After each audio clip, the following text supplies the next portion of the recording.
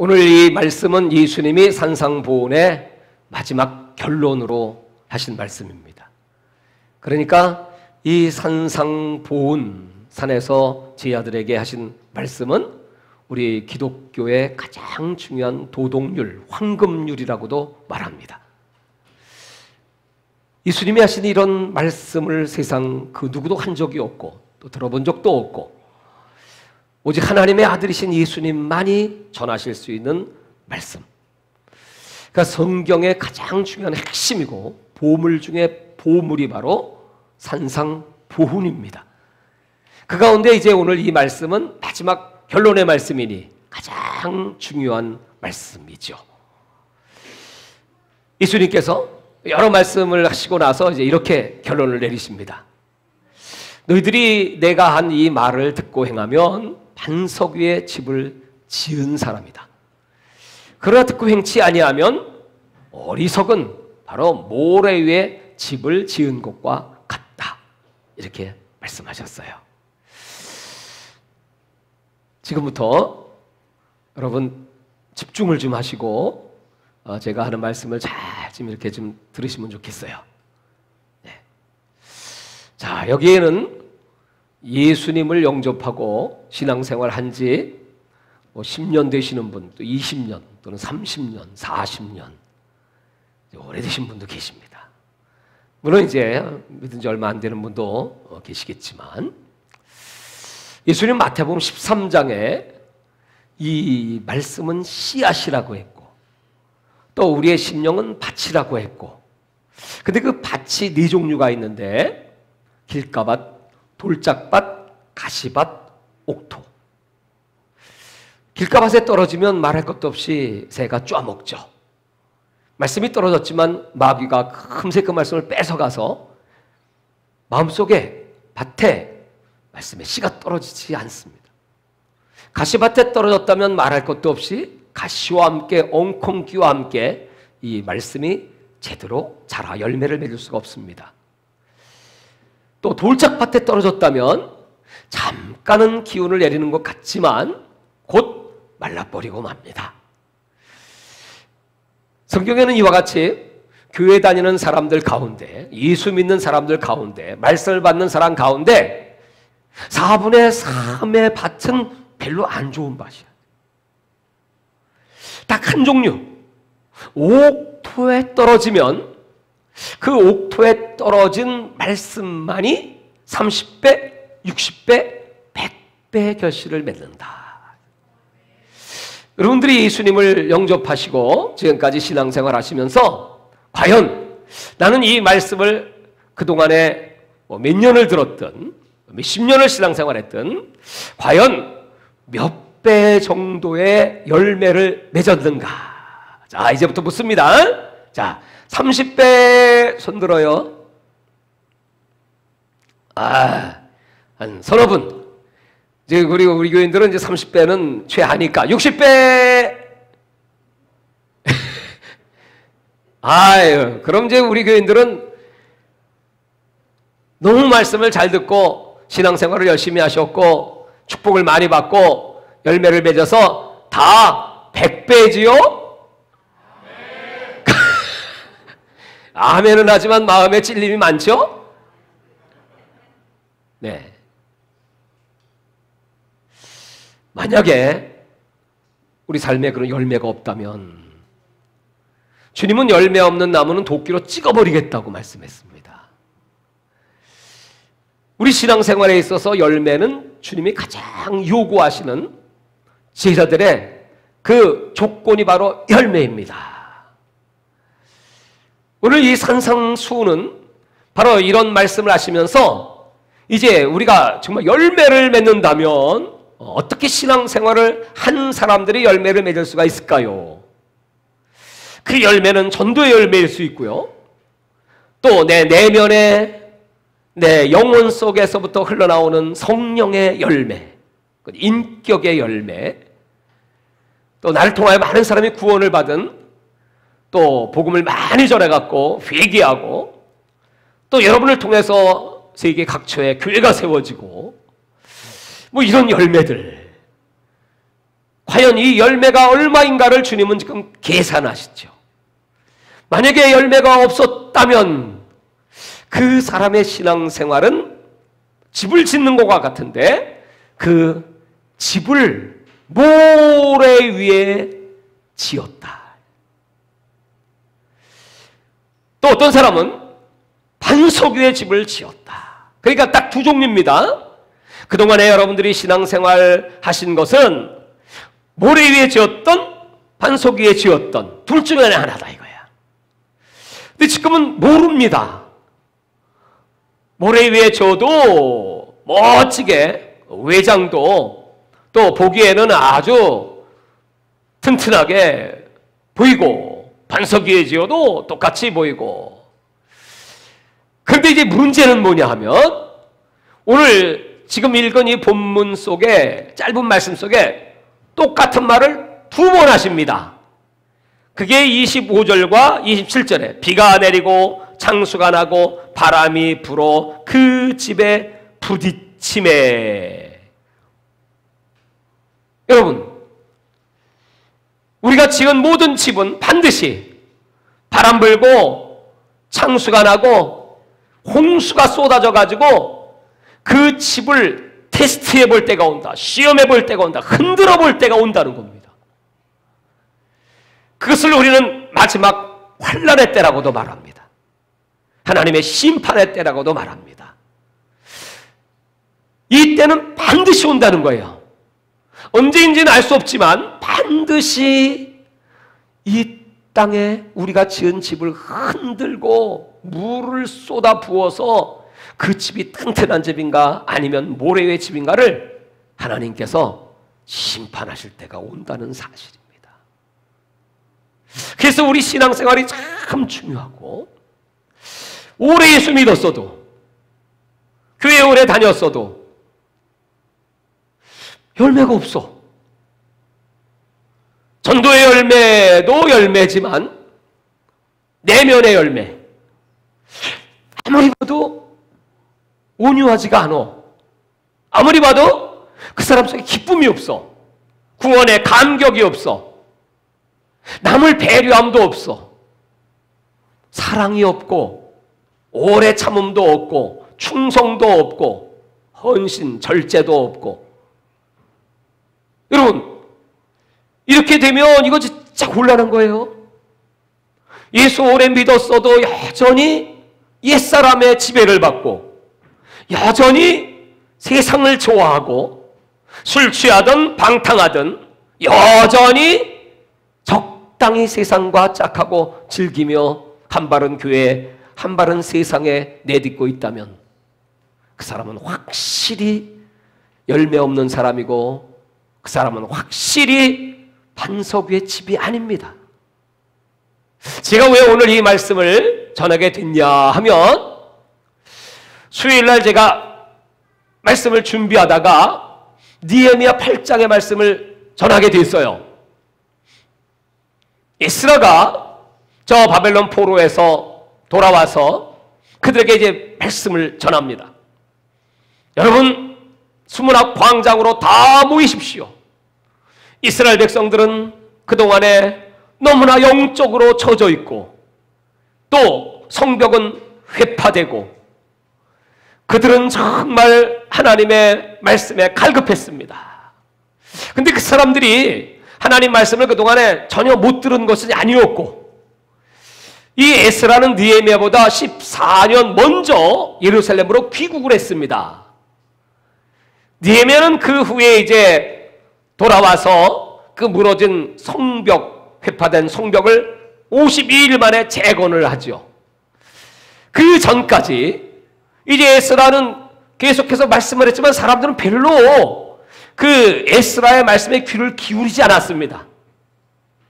그러다가 14년이 됐을 그때 그 이스라엘 백성들의 마음속에, 아니, 우리는 선택받은 민족이야. 우리는 하나님이 얼마나 사랑해서 율법을 받은 민족이야. 이방 민족과는 다르지. 우리는 선민인데 왜 우리가 이렇게 포로로 잡혀가야 되나? 왜 이렇게 수치와 부끄러움을 당해야 합니까? 왜 우리는 이렇게 올바른 예배를 드리지 못하고 우리는 이렇게 유리하고 방황해야 합니까?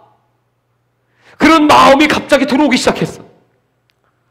그래서 그 에스라는 그들을 그 워터게이트 수문학광장에 다 몰아놓고 하나님 말씀을 펼쳐 읽으며 해석을 하기 시작했습니다.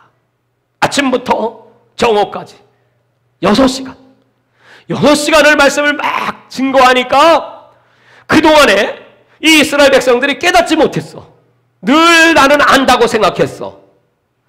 나는 하나님 말씀대로 산다고 생각했는데 그 말씀을 딱 듣다 보니까 너무나 우리가 하나님을 배반했고 말씀을 떠났고 그리고 이 말씀에 순종하지 못했다는 사실을 깨닫게 되었어요.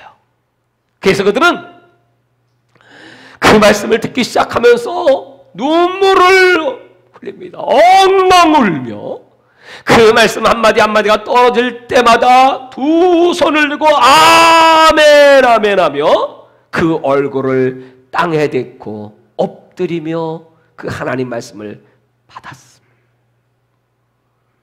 그리고 그 말씀 가운데 우리가 하나님 법을 너무 지키지 않았네요.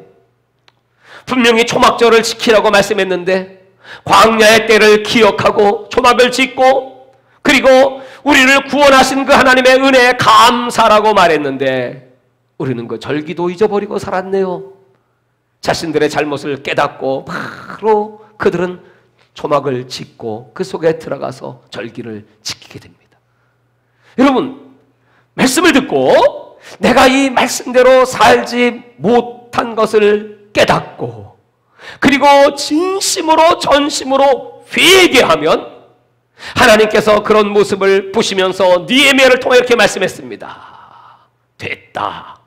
너희의 애통과 회개를 보았노라 들었노라 하시면서 오늘은 하나님의 거룩한 성일이니 여호와를 기뻐하는 것이 너희의 힘이다. 할렐루야. 누가 여러분 진정으로 기뻐하고 감사할 수 있습니까?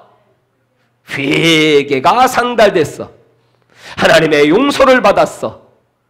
주님은 이전 것은 지나갔으니 너희는 새로운 피조물이 되었도다. 옛 정리를 기억지 말고 생각지 말지어다.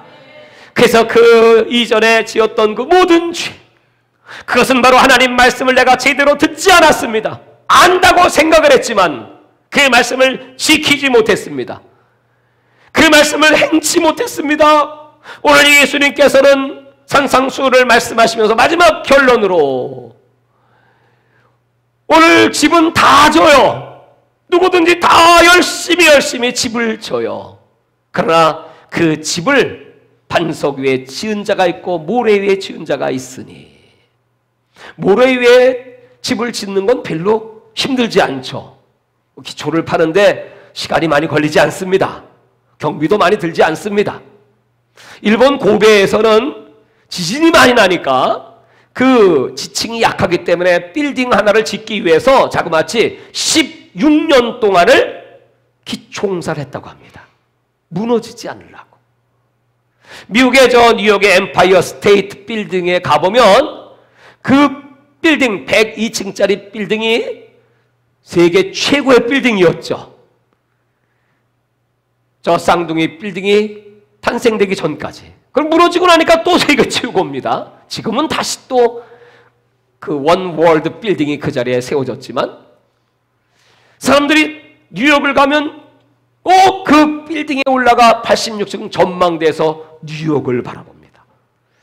그렇게 그 건물이 튼튼한 이유는 그 맨해튼이라고 하는 그 도시 자체가 천연석 안반으로 되어 있기 때문에 그걸 긴 시간을 뚫고 그 반석 위에 집을 지었기 때문에 그 빌딩은 튼튼하다는 겁니다. 우리 한국 사람들은 빨리빨리를 좋아한다고 하죠.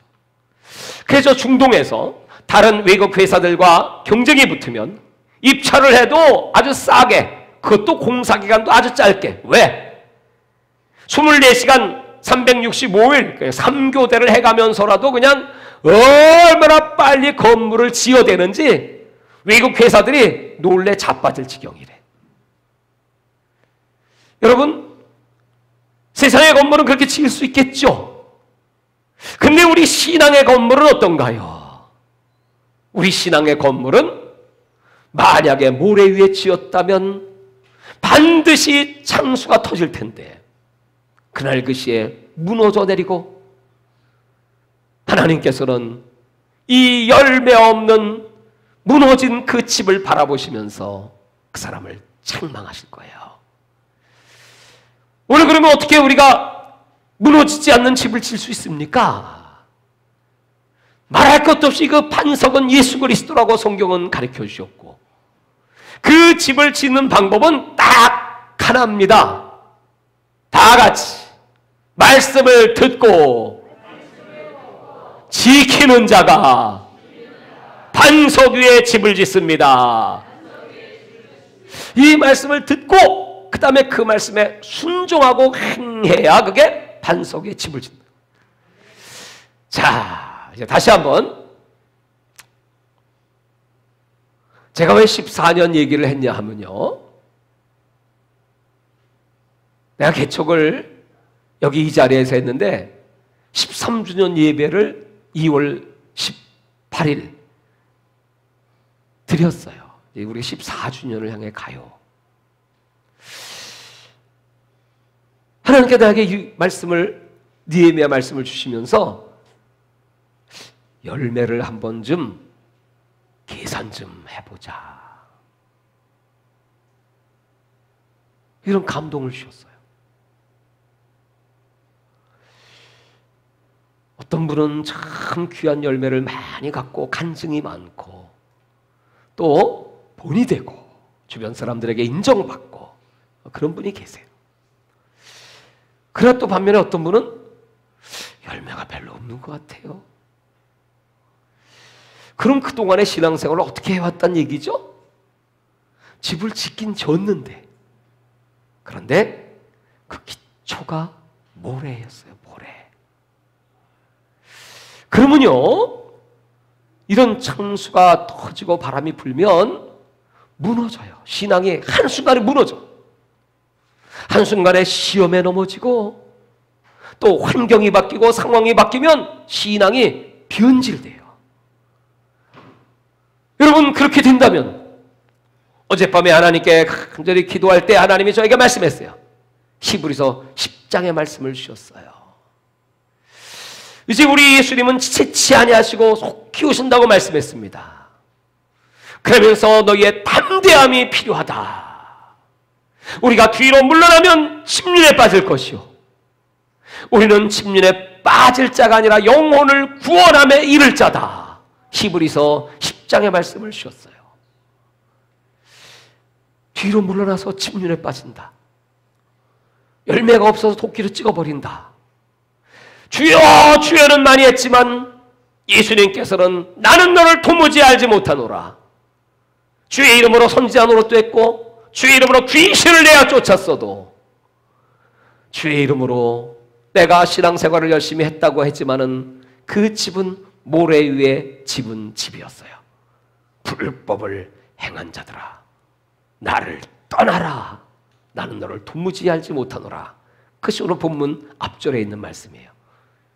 사랑하는 여러분, 그래서 주님이 오실 날은 얼마 남지 않은 것 같은데 정말 이거 지금부터라도 이런 실패를 반복하면 안 된다. 우리가 실수할 수 있어요. 실패할 수 있어요. 그러나 여러분, 이 영적 실패가 계속되면, 지금이라도 우리의 기초를 반석 위에 놓지 않으면, 그러면 여러분 우리 영원한 실패자가 되기 때문에 그래요. 미국에는 미시건주에 실패 박물관이라고 있다고 합니다. 어떤 분이 40년 동안을 세상에 실패한 작품들을 모아놓고 거기다 전시를 했어요. 거기 대표적인 실패 작품이 뭐냐면 연기 안 나는 담배였습니다. 연기 안 나는, 기발한 아이디어가 아니겠습니까? 근데 사람들은 그 담배를 피지 않아. 왜? 담배는 연기가 나는 게 폼이 나고, 연기를 들이마실 때 뭐 담배 피는 것 같고, 연기를 내뿜을 때 폼이 멋있는데 연기가 보이지 않기 때문에 실패했습니다. 펩시콜라에서는 또 백색 크리스탈 펩시를 개발했어요. 근데 이게 안 팔려.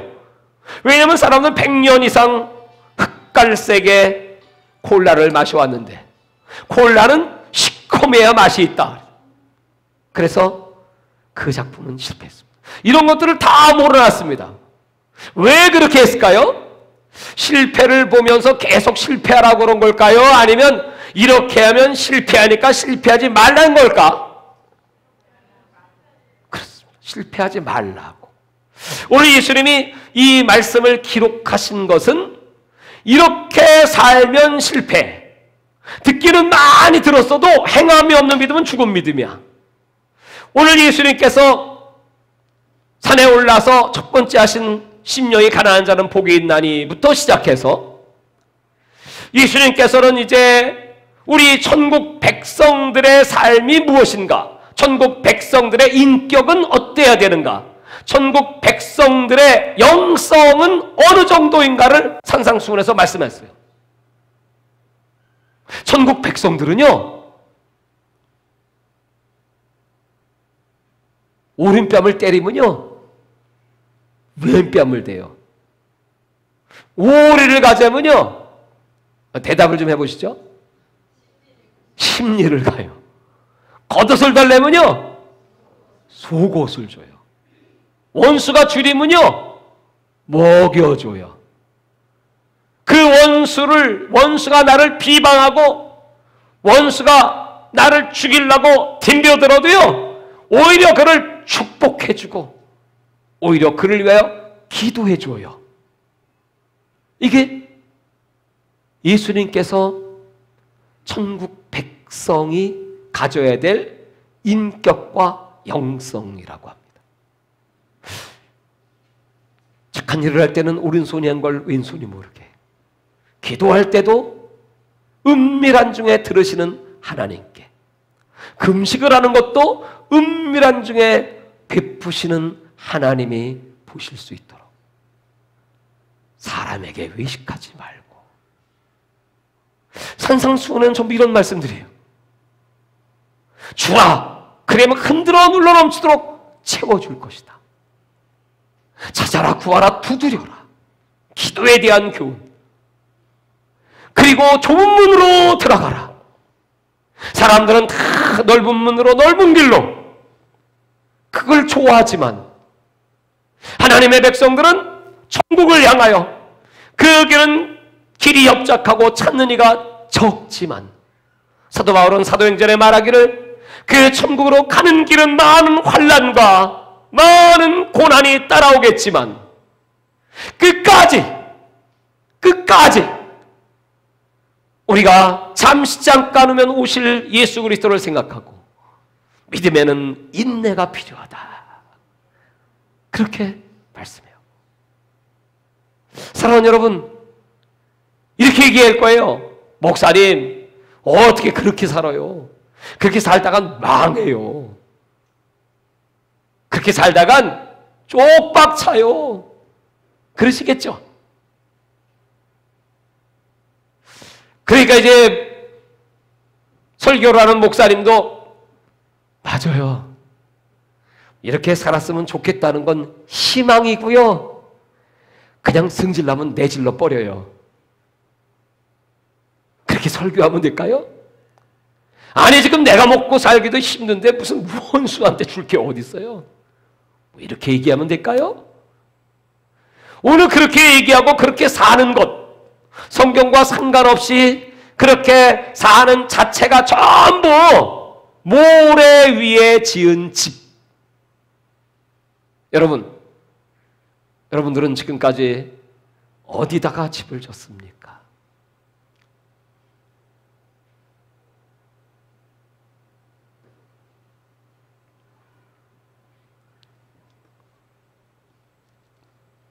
성경에는 돈 많은 두 사람이 등장합니다. 한 사람은 부자 청년, 이 부자 청년이 돈만 많은 게 아니라 신앙도 좋아요. 또 영성도 있어요.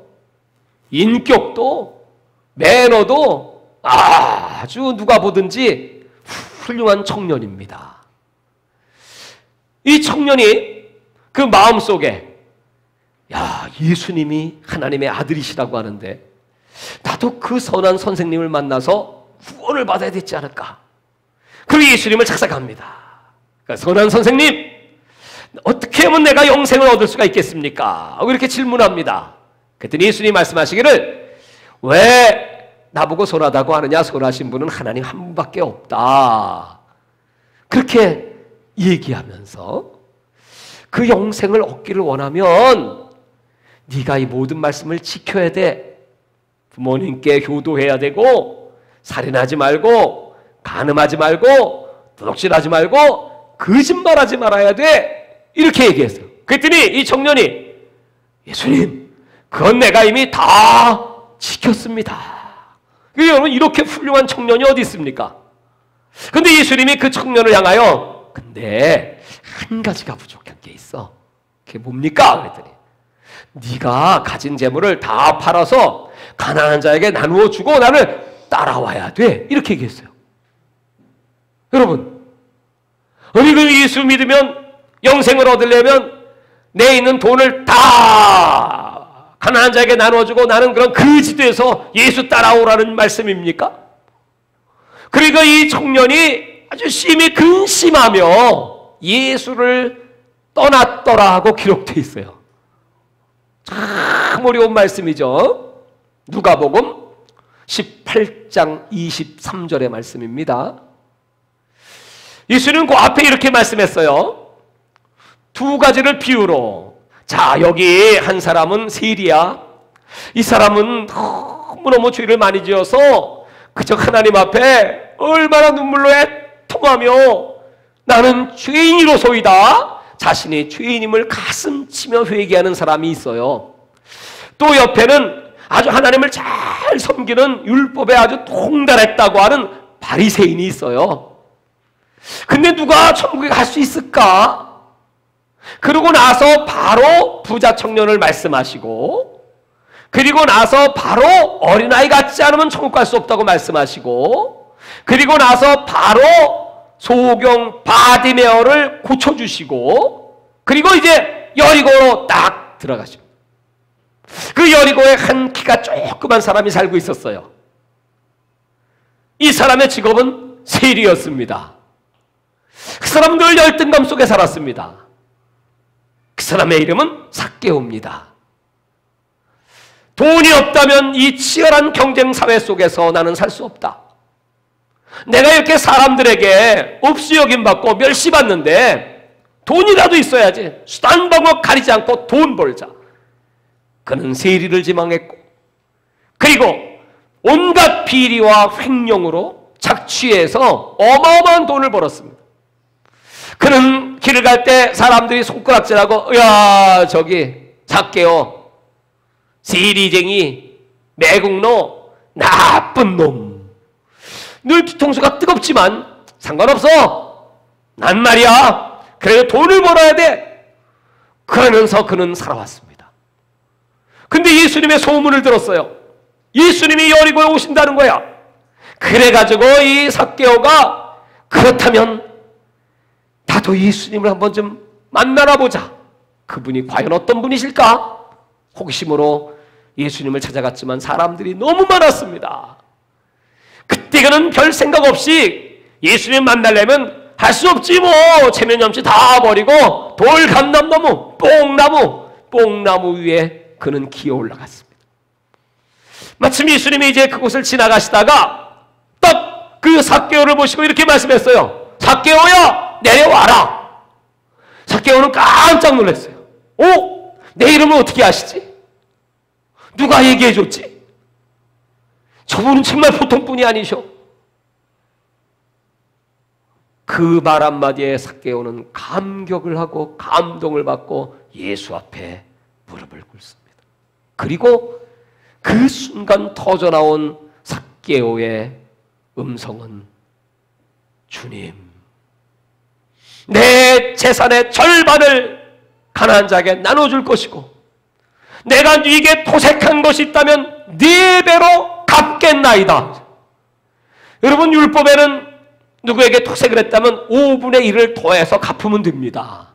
근데 누구 뺏은 거 있으면 내가 4배로 그 예수님이 그 얘기를 딱 들으시는 순간에 삭개오야, 구원이 내 집에 임하였느니라.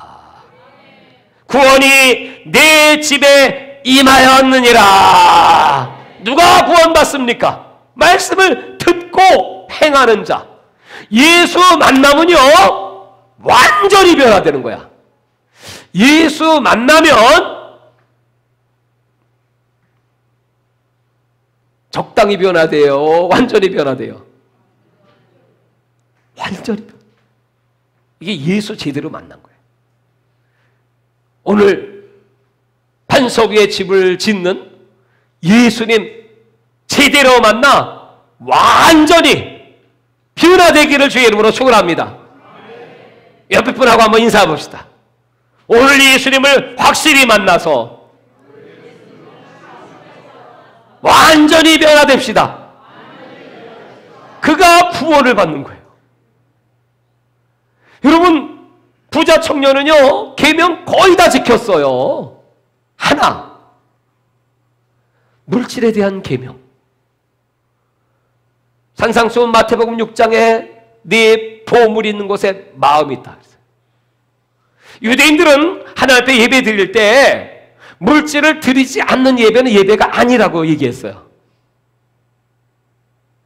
그냥 말로만, 또는 그냥 잔돈, 진짜 저 두렙돈을 드린 과부처럼 그게 전 재산이면 그거는 얼마나 기쁘게 받으시겠습니까만, 그렇지 않고 그냥 잔돈 푼떼기, 그냥 하나님께 용돈 드리는 식으로, 그런 예배는 받지 않는다는 거예요. 나는 너희를 위하여 아들을 주었는데, 나는 너의 생명의 주인인데 너희는 나를 이렇게 대접하냐? 예배는 하나님이 내게 베푸신 은혜에 대한 보답의 표현이에요. 오늘 예배를 잘 드리면, 오늘 저와 여러분의 예배를 하나님이 기쁘게, 야, 너는 정말 마음을 다하고 정성을 다하고 뜻을 다하여 나를 사랑하여 오늘 예배를 준비했고 하나님 앞에 나왔고 예물을 준비했고 너는 너의 모든 걸 나에게 다 드리는구나. 내가 네 예배를 기쁘게 받았노라. 아멘 소리가 자신이 없죠? 오늘 한번 여러분 그런 예배를 좀 드려보시지 않겠습니까? 진짜 여러분, 내가 금요일 날 하나님께 회개를 하면서 금식을 하면서요, 하나님, 참 하나님 앞에 너무 죄송하고 할 말도 없고 가슴을 치고, 그리고 여러분 기도도 잘 안 나와요. 그냥 막 몸도 마음도 막 힘들고. 그래서 금식을 딱 마치고 하나님께 이제 회개 기도를 딱 드리고 나니까 그때부터 이제 하나님이 새 힘을 주시고, 하나님이 그때부터 다시 나에게 용기를 주시고,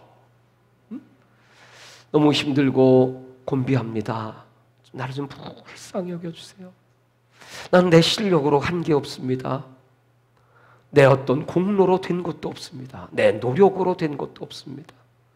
이 시간까지 하나님의 은혜로 나를 붙잡아 주셨기에 때마다 시마다 난 무엇을 먹을까 마실까 입을까 염려하지 않았습니다. 하나님이 오늘 말씀대로 공급해 주셨고, 또 세계 선교를 하면서 수없이 많은 나라를 수없이 많이 다녔어도 하나님이 때마다 시마다 오늘 약속대로 하나님 나라와 그 일을 구하고자 하는 저에게 하나님은 부족함이 없도록 채워주셨고, 작년에 세계대회를 할 때도 하나님이 그 필요한 모든 것들, 전 세계 250명의 23개 나라의 그 주의 종들을 잘 대접할 수 있도록 하나님이 채워주셨고, 이번에 인도네시아의 목회자들이 왔을 때 정말 마음을 다하고 뜻을 다하고 힘을 다하고 최고로 대접을 했어요.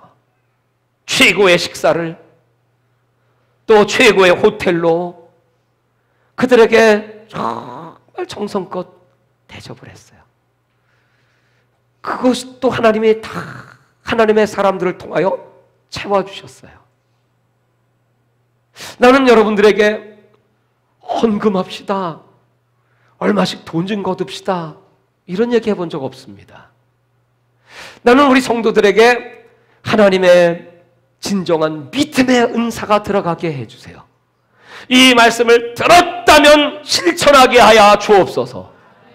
그렇게만 하면 하나님이 우리 성도들에게 큰 복을 내려주시고, 갈렙이라고 하는 사람은 얼마나 주의 말씀에 순종하고 따랐든지, 민수기 14장 24절은 내 종 갈렙은 마음이 달라 온전히 나를 따랐은즉 내가 약속한 그 전에 네가 갔던 그 땅을 너와 네 자손에게 주리라 그랬어요. 금요일날 내가 이 제목으로 설교했습니다. 온전히 주님을 따라, 마음이 달라. 그 마음이 나누지 않았어요. 마음이 오직 한 마음이야. 오직 예수 그리스도야. 오직 하나님의 말씀으로 가득 찼어.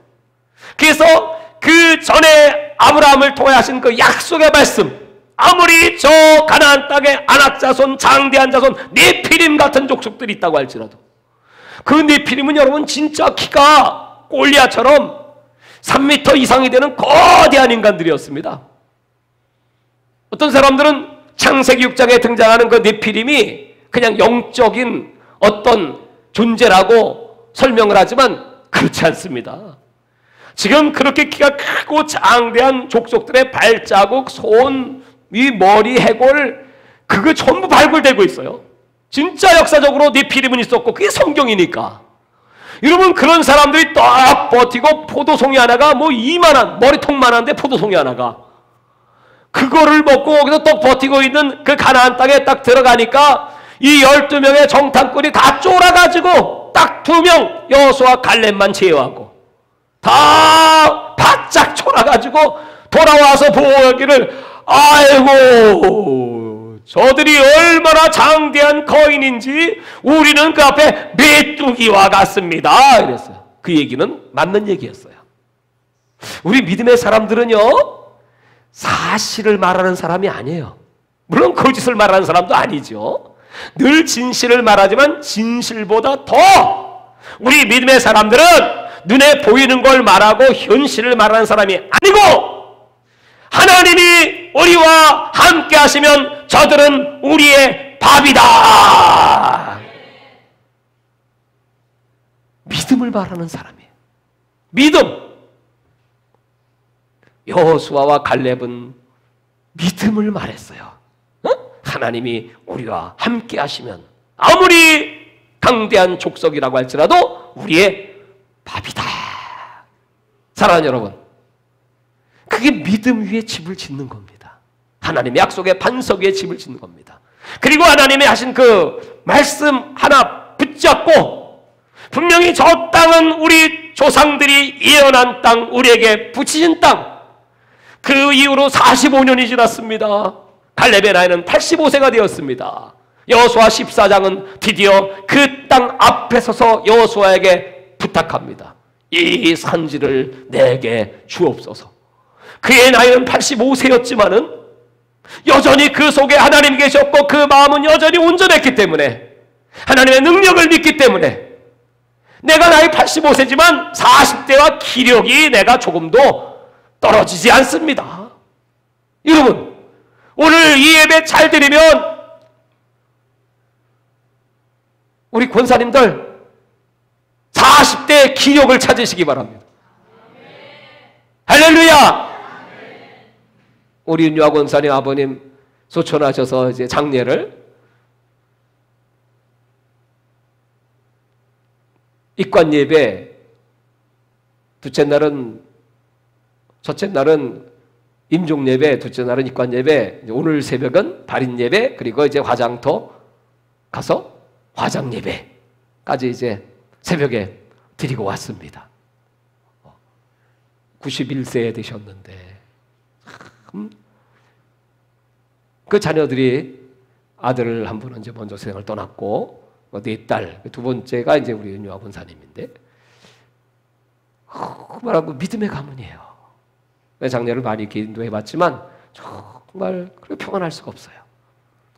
또 그 어머니 90세이신데 그 어머니 권사님 아주 얼마나 초연하고 담대하고 천국 가신 거 확실하게 믿으니까 얼마나 여러분 감사합니까?